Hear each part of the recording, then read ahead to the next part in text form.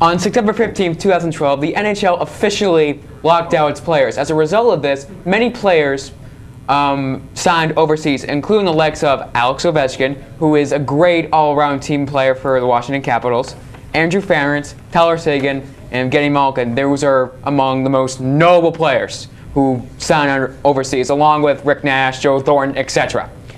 Now, in my opinion, I believe this gives the NHLPA leverage over the NHL, considering that these are the league's most, star players moving to different leagues. And guys, what's your thoughts? Well, I'm especially interested in Seguin because he is a young and up-and-coming player, which everybody loves that young and up-and-coming player.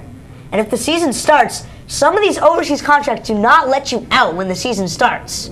So they might have to play a little overseas if the NHL season gets started before their contracts run out. So that's a huge loss. And Alex Ovechkin, of course, star player in the league, one of the most famous players in the league right now.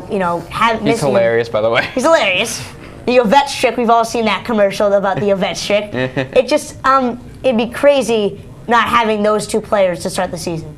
I do agree with you with what you said about that, showing that the league's biggest talents and the best players can find elsewhere to play. The NHLPA is going to have so much leverage over the NHL.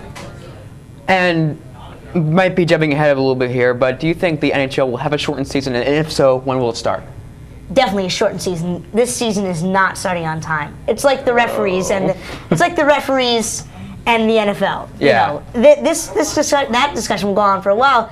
It's not because they have problems in discussing, but also they simply refuse to talk to each other. Exactly. They have terrible negotiating skills. It's incredible. The NHL has always had the shakiest CBA out of the four major sports, and the lockout in 2005, it was just awful. It was terrible. And then this one, most people almost lose all of their hope in the NHL and their CBA negotiations. And this is also just a shame, because right now I believe the NHL is at its peak. It has really become famous, totally well liked, and for this lockout to happen is just a shame. They're going to lose viewers. They're going to lose fans because... Like the NBA. Right. They signed a huge deal with NBC. I'm not sure how much, but a huge contract with NBC. NBC is a major sports network. They're broadcasting now. They're a top sport.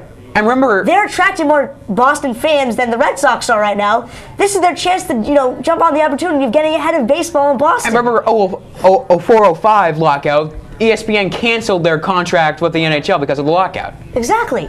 This is hurting the NHL so much. Don't get. Definitely. Liam, do you have any comments on this? Well, I think first off, the thing that really is hurting the NHL right now is that it's another Gary Bettman lockout. I mean, Gary Bettman has probably been one of the worst commissioners in any league, let alone just the NHL. I agree with that completely. This is his third lockout now, I believe, right? And there is nothing good that comes from a lockout. You don't get paid. No one gets paid. No one gets paid. Nothing good happens. The fans leave, and I don't see anything good coming. And he wonders why he gets booed everywhere he goes. I mean, come on. All right, so now we're gonna move on to Dylan. You have a golf segment for us, giving us all of the news in golf this weekend. Yes, I do. Ladies and gentlemen, Brandt Snedeker has won the FedEx Cup, winning $10 million.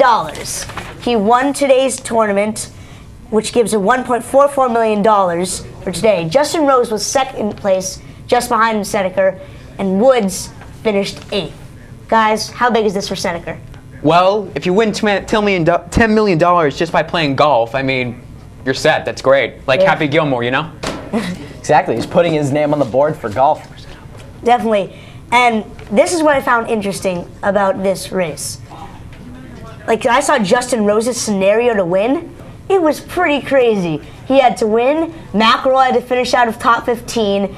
Woods had to finish out of top 5. It was crazy. But, it just goes to show you the top 30 players can win in this final day. It's possible. It's mathematically possible. So I think that's what makes it great about this. $10 million, you're set for life. Back to you, Liam. All right, thanks, Dylan. Now, TJ, you have a very interesting segment for us, I think Yes, we I could do. say. As, Yeah, buddy. You have the top 5 NFL girlfriends and wives Yes, I do. for us today. Yes, Go I for it. do. I have made a list of the top 5 best-looking girlfriends, fiancés, and wives of NFL Yeah, players. wait, no, Let's start this list. Just a reminder, this is his segment, not ours. Number You're not 5. responsible for this at all! Number 5, Gisele Bündchen, Tom Brady's wife. She is beautiful. Look at this woman. 2 kids, and she is still kicking it.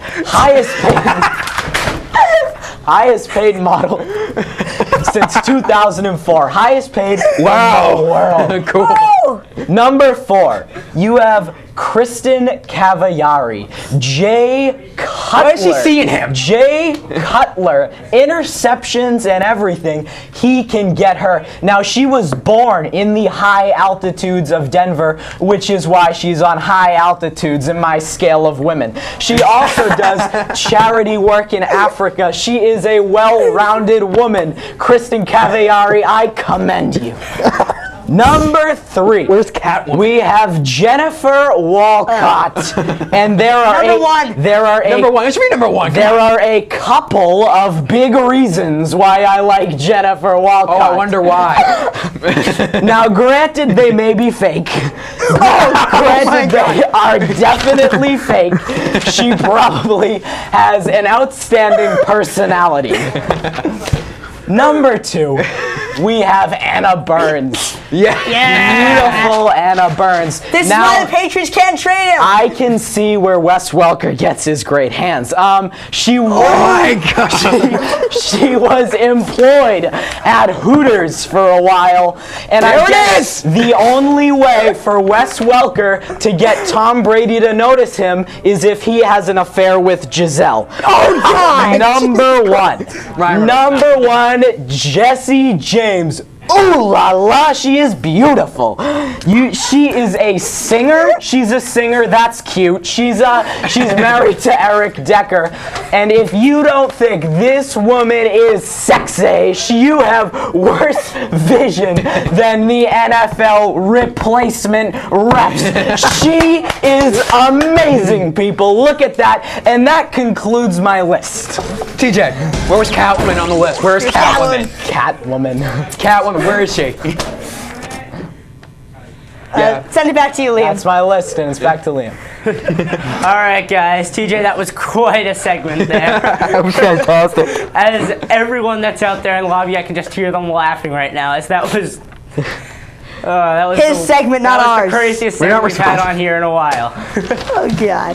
All right, but that's going to do it here for us. As I'm Liam Mailer, and for everyone else behind the scenes in the control room and all you guys on the back talk set, I'm Liam Mailer. Thanks for watching. Bye, Liam. Goodbye. That was fantastic.